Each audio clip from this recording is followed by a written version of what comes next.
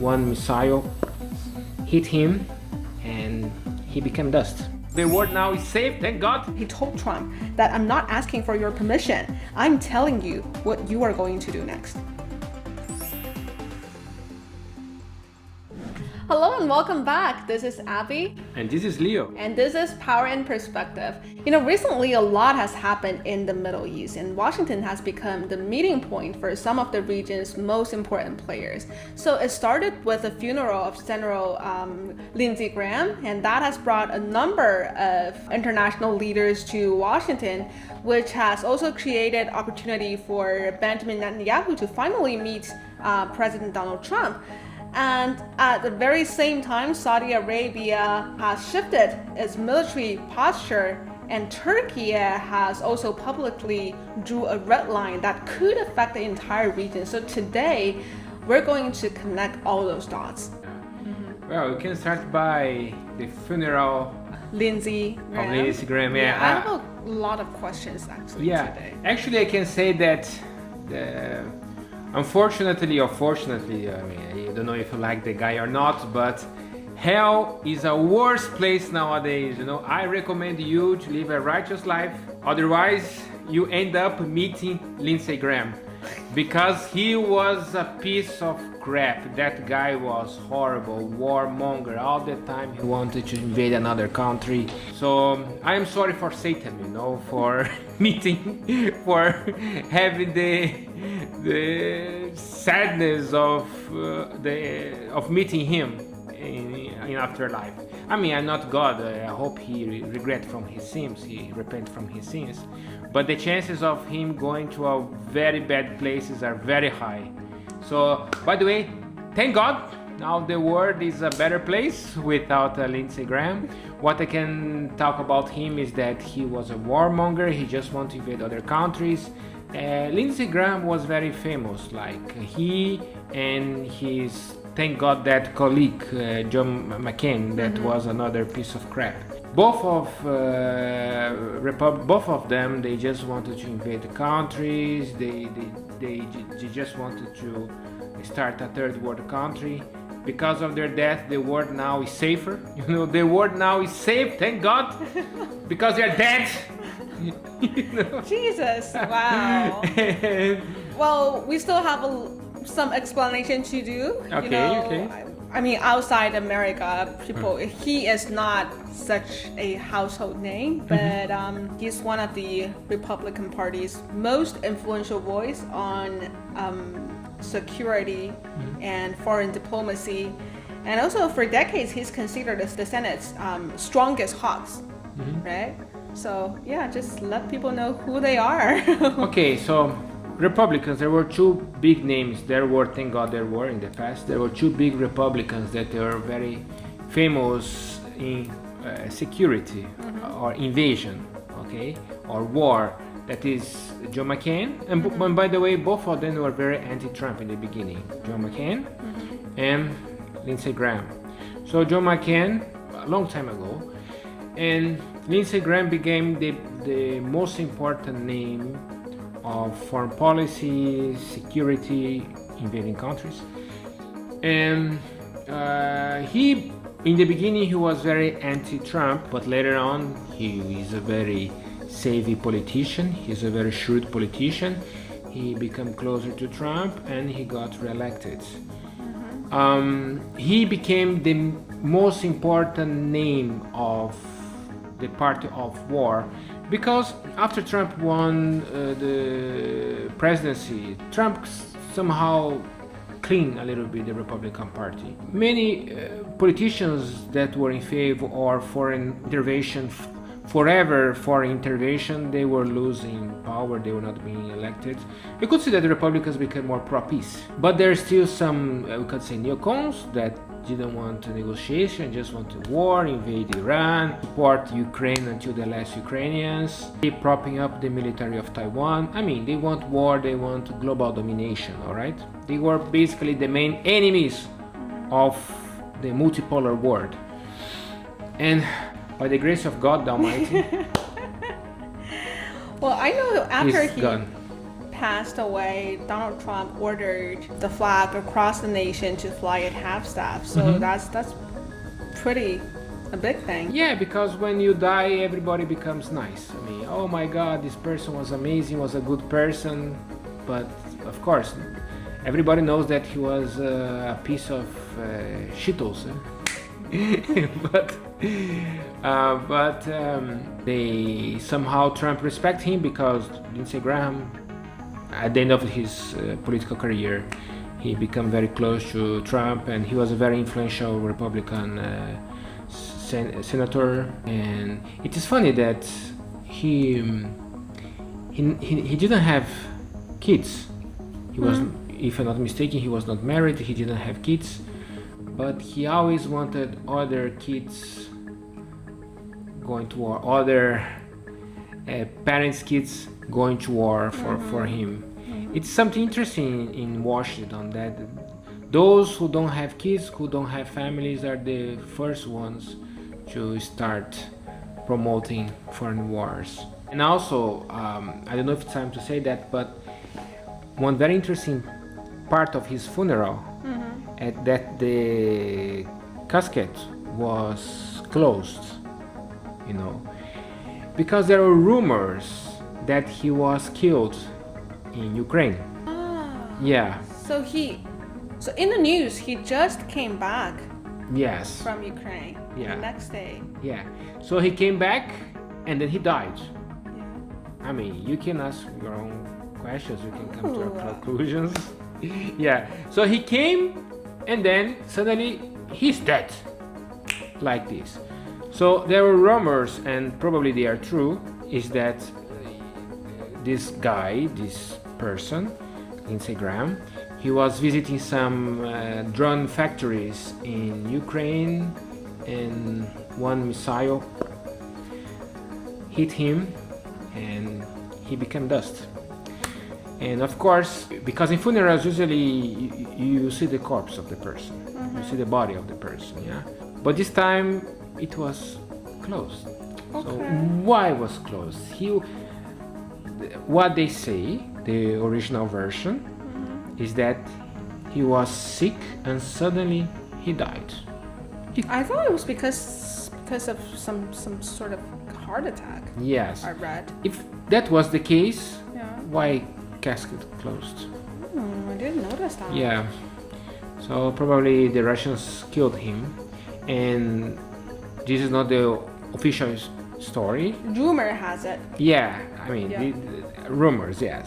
Yeah. It's not the original story, because if it's the official story, probably America should, I don't know, maybe try to retaliate against Russia, because Russia killed a senator, a very important senator. Not Yeah. no one, Joe no one, yes? Yeah, he's one John of White. Trump's closest allies Yeah. in Congress. So America wisely doesn't want to start a nuclear war with Russia, and so the official story is that he died suddenly by heart attack. But anyways, the funeral has brought a lot of international leaders together, including Zelensky and Netanyahu at the same time. They were there to pay their respects, of course, but since everyone is there at the same time, so it has created an opportunity for diplomacy. Well, I guess Graham himself didn't expect that his funeral would become, one of the biggest gathering politically and over the year. Yeah. And yeah. Actually, it was an opportunity, because you can see that for Netanyahu things are not looking so good in American politics, because in American politics in the last, I don't know, since the creation of the State of Israel, Americans, they always supported Israel, always. They were very popular among both parties, among Democrats and Republicans. However, you could see that among the Democrats there has been a big shift, like more and more people are supporting more the Palestinian cause. No, they say that Israel is an apartheid state, they are killing Palestinians, they were like a big colony in the Middle East.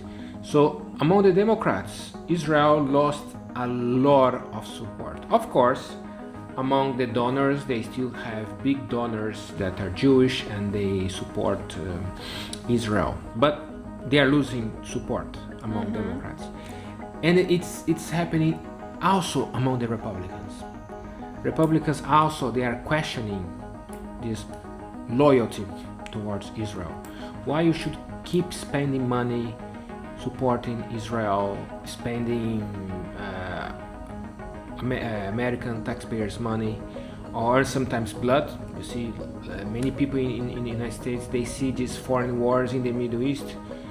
The reason why America is in the Middle East is because of Israel. What I disagree, we are going to talk about that later.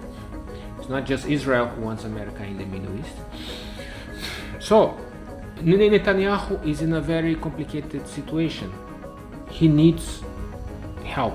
He wants to talk to Trump. He wants to keep this relationship working, because at the same time Trump has been saying negative things about Netanyahu. Trump, I could say, is getting closer to Erdogan in Turkey. So that's why Netanyahu wanted to visit Trump, to make things straight, to improve things between them. And it seems the meeting was a success. Trump and you still support Netanyahu because Israel is very important for American foreign policy.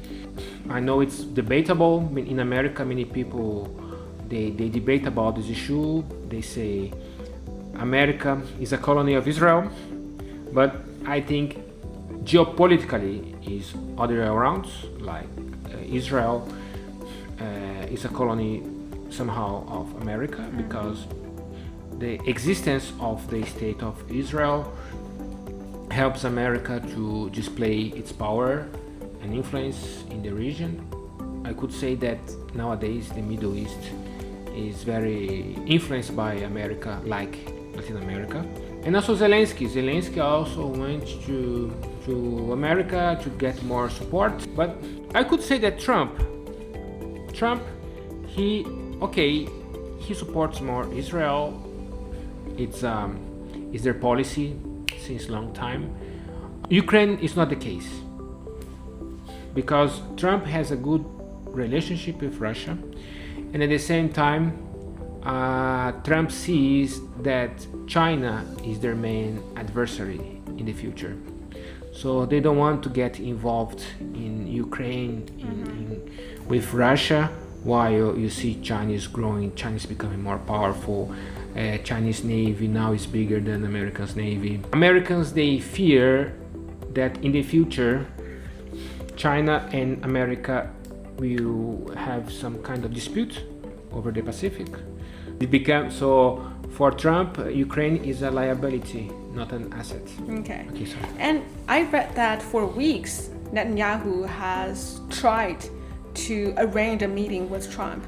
He wanted to discuss the outcome of the conflict, of course, but he also wanted to caution Trump to, against making too many political concessions. And now this funeral has provided him this opportunity, and they have met in the White House for an hour to have this conversation. Yeah, the problem is like for Netanyahu is a little bit anxious and afraid, because Trump is getting very close to Turkey. Yeah. Erdogan became Trump's best friend, and they are even talking about offering some F-35 to Turkey, some missiles. And Saudi Arabia also is talking about developing for peaceful purpose, developing nuclear energy. So Israel is a bit afraid, because what's the policy of Israel? We should be always number one. The most important military equipment, we should be the first to acquire. We should be the darling of America, always. But what is happening is Trump is getting very close to Saudi Arabia and Turkey, So Netanyahu is a bit afraid, because Netanyahu doesn't want F-35, so Netanyahu doesn't want the most developed military jets going to Turkey, and doesn't want America getting that close to Saudi Arabia. If Israel and Turkey, they have the same quality of weapons, the balance of power will shift. Do you understand? And this is very important for Netanyahu, for Israel, to keep the balance of power. For Netanyahu, America should always support Israel. And now this funeral has provided him this opportunity, and they have met in the White House for an hour to have this conversation. Yeah, the problem is like for Netanyahu is a little bit. Israel thinks like that. If it happens to Saudi Arabia, if Saudi Arabia starts developing its own nuclear energy, maybe Turkey might want the same, maybe Egypt. So if Saudi Arabia has nuclear energy for peaceful purpose, whatever, maybe Turkey might want the same, maybe Egypt. And this is one step before acquiring nuclear weapons. And Israel doesn't want that. Israel doesn't want Saudi Arabia acquiring nuclear weapons. By the way, not just Israel, every country that has nuclear weapons doesn't want other countries acquiring nuclear weapons.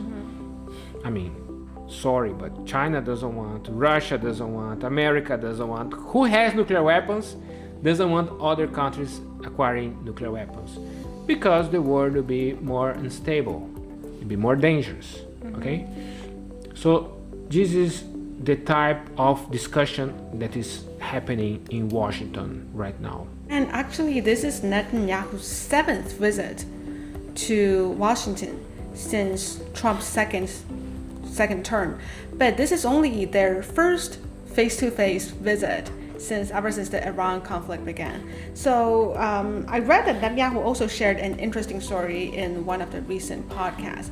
He said he brought 7 pages of PowerPoint slides to Trump and showed him his military plan against Iran. And according to him, he told Trump that I'm not asking for your permission.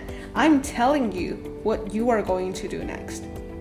And Trump didn't respond immediately, but later he joined the operation. Well, it happened where?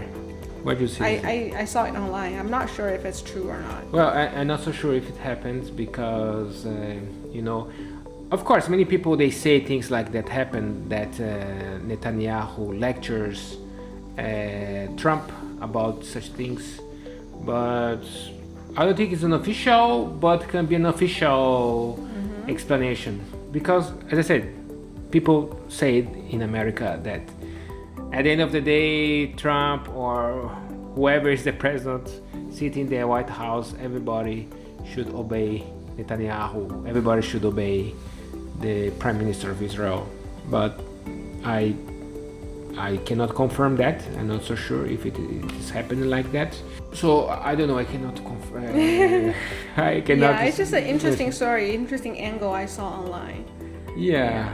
But also, while everyone's watching at Washington, Saudi Arabia has launched, major strike against Houthis. Yes, the Houthis in Yemen. Yes. Right. At first glance, this looks like another Yemen story, but I don't think it is, because Houthis is actually one of Iran's closest allies. Yeah. That's why I said in the beginning of our program that it's not just Israel who wants America to stay in the Middle East. I mean, I don't like to talk about religion. I try to be very respectful, but you have to understand that in Middle East, unfortunately, there is still this conflict between Sunnis and Shias. The Houthis, they are basically a Shia group who controls a big chunk of Yemen. They don't control the whole Yemen. They control a big chunk that is by the sea, the Red Sea. All right, and In the past, Saudi Arabia tried to fight them and didn't succeed because those guys, they don't just fight very well, they are very well funded by Iran, and they receive a lot of weapons. They are funded by Iran, and also the geography, they live in the mountains, you know, very difficult place to invade. Yeah, so Saudi Arabia is trying to defeat them, try to weaken them, and didn't succeed. What happened was like this. Before the fall of Assad, Iran and its proxies, its allies, they were getting very strong in the Middle East. If you, for example, 10 years ago, when the ISIS, the Islamic State, Daesh in Arabic, Daesh, people like to say Daesh. When the Daesh was rising, they conquered a big chunk of lands in Iraq and in Syria. And people were very afraid, oh my God, they are going to conquer the whole Middle East. When they went to Baghdad, they were stopped. I mean, the official Iraqi army tried to defeat ISIS, Daesh. I'll say Daesh, okay, for I think it would be a better name, more suitable name, because it's how people know them in Middle East, how they call them. The Iraqi army tried to defeat them and was decimated. They were completely destroyed. When Daesh came to Baghdad, they were stopped. And who stopped Daesh? The Iranian militias, Shia fighters supported by Iran. It showed that Iran, through its militias, was the main power of Iraq. And in Syria war, who helped Assad to stay in power? Shia militias supported, funded, and trained by Iran. So Iran, directly or indirectly, was controlling Iraq, was controlling Syria, and was controlling Lebanon through Hezbollah. Because everybody knows that Hezbollah was stronger than the Lebanese army. And at the same time, they were controlling Yemen through the Houthis. Iran was very strong in the Middle East. Saudi Arabia, Israel, other Gulf states, Turkey, everybody was afraid of this Shia alliance, this Shia crescent, they say. Okay, because if you see, Iran was controlling. Iran, through these proxies, had access to the Red Sea and Mediterranean Sea. Very strong. So there was an alliance behind the scenes between Israel, Saudi Arabia, Gulf countries, and Turkey, and Azerbaijan. Why I'm saying this is that we in the West or in the East, now in China, you always say, oh my God, America is fighting Israel's war. But is it the reality? All the countries in the region, indirectly, they are fighting Iran. Now, Saudi Arabia is bombing the Houthis. Again, the Houthis that were supporting the Palestinians, that they were bombing Israeli ships. The only ones who were bleeding, Hezbollah, that fought hard against Israel. They were the ones really fighting. The other countries in the region, with all due respect, I love all of them, but they were not doing much for the Palestinian cause. The Shias were doing a lot for the Palestinian cause. And I say this with all respect, okay, all due respect, I don't want to disrespect anyone, but they were the ones really fighting for the Palestinians. What happened recently, nowadays? Saudi Arabia is bombing Iranian militias supported by Iran in Iraq. This time, if you see the news, this time Israel is quiet. Right. Israel is focusing on the Lebanon. Other countries are fighting Iran. Gulf countries. We are going soon to talk about Turkey. That Turkey said that, oh my God, no, I will not allow any missile flying through my territory. Right. Iranian missiles to Ukraine Right. So the point is this: Iran, I give a message to Iran. Iran, I am sorry for you. Your only friends are Russia and China, unfortunately. All the countries in the Middle East are joining hands with Israel to fight you. This is the reality. Yeah. Like you were saying about Turkey, I think they made a very clear statement. If Iranian drones or missiles are flying over their territories toward Ukraine, Turkish air defenses will shoot them down. And I actually think that statement is about Turkey is actually saying, so conflict has boundaries and they don't want the conflict to expand. Yeah, but we cannot forget that when America or Trump, when they start again bombing Iran, they were in Turkey. They were participating in a NATO summit. But let's be honest, guys. You support America and Israel against Iran. Not directly. Turkey knows that in the future they are going to have problems with Israel. Yeah. But right now, every country in the region wants Iran weakened. Well, I see it more as a preventive diplomacy. Like Turkey is not saying we want to fight. They're just saying don't drag us into your war. And Turkey, of course, it is a NATO member. So if Turkey is involved, it becomes another completely different story, right? It's no longer just Iran versus Israel. We are going to talk about NATO, and that will become a much bigger story. Yeah, what I'm telling you is what's happening in reality. Because officially everything is roses, but I am a geopolitical analyst. I give you some secrets of what's happening, And the reality is this. Okay, Turkey, they say all of this, but at the same time, they helped Assad to fall. The new president of Syria, I think he's doing a good job. No more war in Syria, but he accepts having a good relations with the state of Israel. For example, Israel controls the Golan Heights. It was, or it is, de facto not anymore, but it was a territory of Syria. He understood that now it's part of Israel. When the new president of Syria and Trump were meeting, Trump in front of him said, yeah, that territory belongs to Israel. And he didn't say anything. Turkey helped Assad to fall.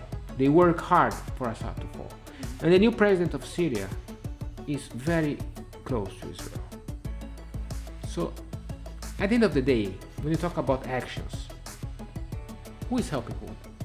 Understand? The countries in the region, they decided that Iran should go. And later, maybe, they are going to have their own war. I think they are going to have their own conflict. Probably Israel is already forecasting that in the future they are going to have more problems with Turkey. That's why they went to United States. It's a mess, as you can see.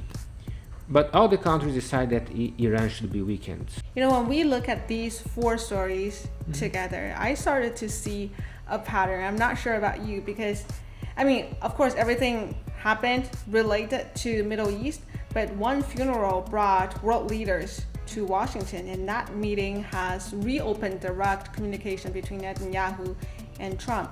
And at the same time, regional powers like Saudi Arabia and Turkey, they are making decisions based on what they see, the next phase of Middle East looks like. I think countries are getting ready for the second Cold War in the Middle East.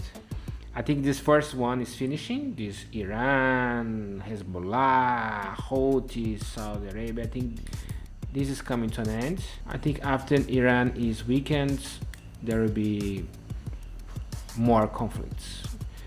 For example, Saudi Arabia, doesn't want Turkey getting very strong.